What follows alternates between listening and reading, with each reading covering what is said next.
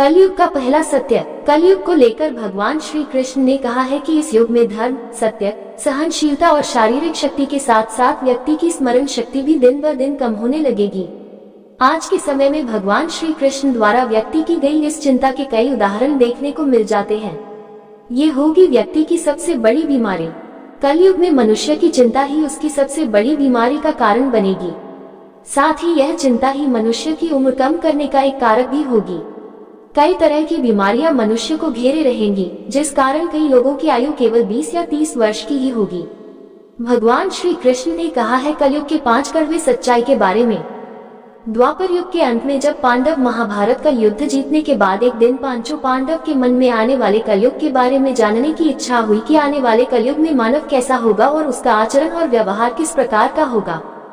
तब वे सभी पांडव एक दिन भगवान श्री कृष्ण के पास जा पहुँचे और बोले, हे प्रभु, द्वापर का अंत चल रहा है और इसके बाद कलयुग आने वाला है और हमारे मन में आने वाला कलयुग के बारे में जानने की इच्छा हो रही है, तो हम सब पे कृपा करके बताइए कि आने वाला युग मानव जाति के लिए कैसा रहेगा और इस युग में मानवों का आचरण कैसा होगा। तब भगवान श्री कृष्ण ने पांचों पांडवों को अलग अलग दिशाओं में जाने को कहा। तब श्री कृष्ण की बात सुनकर पांचों पांडवों अलग अलग दिशा में भ्रमण के लिए चले गए। सबसे पहले युधिष्ठिर गए भ्रमण के लिए। सबसे पहले युधिष्ठिर जिस दिशा में गए थे तो उसने देखा कि 2 सूंड वाला हाथी, तो उसने अपने मन में सोचा कि ये कैसे संभव हो सकता है। तब फिर वो जब वापस आते हैं तो वो श्री कृष्ण को ये बात बताते हैं। तब श्री कृष्ण ने इसका मतलब बताया कि कलयुग में ऐसे व्यक्ति शासन करेंगे जो बोलेंगे कुछ और करेंगे कुछ और। ऐसे व्यक्ति हर वक्त प्रजा का शोषण करेंगे। अब अर्जुन जाते हैं भ्रमण के लिए। उसके बाद अर्जुन ने जिस दिशा में भ्रमण करने गया था तो उसने देखा एक पक्षी को जिसके पंखों पर वेदों की लिखावट थे और वो पक्षी मरा हुआ जानवर का मांस खा रहा था। ये देखकर अर्जुन दंग रह गया और ये बात श्री कृष्ण जी को अर्जुन ने बात बताई। तब श्री कृष्ण ने इसका उत्तर देते हुए कहा कि हे पार्थ, कलयुग में ऐसे लोग होंगे जो ज्ञानी कहलाएंगे और वो अधिक शिक्षित भी होंगे। उसे सब चीजों का ज्ञान होगा लेकिन उसका आचरण दुष्टों का होगा। अब भीम गए भ्रमण के लिए।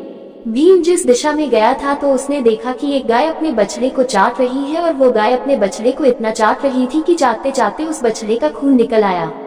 तब ये वापस लौटे, वह सब बात बतलाई श्री कृष्ण को। तब श्री कृष्ण ने इसका उत्तर देते हुए कहा कि कलयुग में माता पिता अपने संतानों के लिए इतने आसक्त हो जाएंगे कि उसके संतान का विकास ही रुक जाएगा और अपने संतानों को परिवार के मोह माया जाल में बांध कर रखने लगे, जिससे उसके संतानों को किसी भी चीज में सफलता नहीं मिलेगी। अब सहदेव जाते हैं भ्रमण के लिए।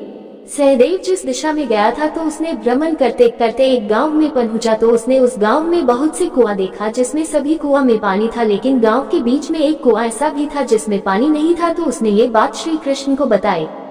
तब श्री कृष्ण ने इसका उत्तर देते हुए कहा कि कलयुग में ऐसे भी लोग होंगे जो उत्सव, समारोह जैसी चीजों पर लोग अधिक धन खर्च करेंगे। यहाँ तक कि लोग अपने शौक के लिए मदिरा, मांस इत्यादि सेवन करने के लिए लोग अधिक से अधिक धन व्यर्थ कर देंगे, परंतु यदि कोई सहाय व्यक्ति जरूरतमंद, दान पुण्य इत्यादि कर्मों में मदद करने और अपना धन देने में संकोच करेंगे। अब नकुल जाते हैं भ्रमण के लिए। नकुल जिस दिशा में गया था तो वह उस दिशा में एक जंगल में देखा कि एक बहुत बड़ा पत्थर का चट्टान तेजी सभी पेड़ पौधे रौंदते हुए ढलान की तरफ आ रहा है और वो चट्टान आते आते एक छोटे से पेड़ में टकराकर रुक जाता है। तो वो देखकर हैरान हो गया और वो ये बात श्री कृष्ण को बताते हैं। तब श्री कृष्ण ने इसका उत्तर देते हुए कहा कि कलयुग में इंसानों की बुद्धि क्षीण हो जाएगी और मनुष्य का पतन होने लगेगा और ये पतन इतना तेजी से होगा कि धन या सत्ता की वृक्ष से रोकने में सक्षम नहीं हो पाएगा, लेकिन हरि नाम के एक छोटे से पौधे से ये पतन रुक जाएगा। हरि नाम लेने या कीर्तन करने से मनुष्य की बुद्धि प्रबल हो जाएगा और वो सत्य और असत्य का निर्णय लेने में उसे सहायता होगी और वो अपने जीवन के लक्ष्य को पा सकेगा। ये थी कलयुग की 5 सत्य कारण। ऐसा होएगा कलयुग में। तो दोस्तों, आप सभी को वीडियो में क्या सीखने को मिला मुझे कमेंट बॉक्स में जरूर लिखें।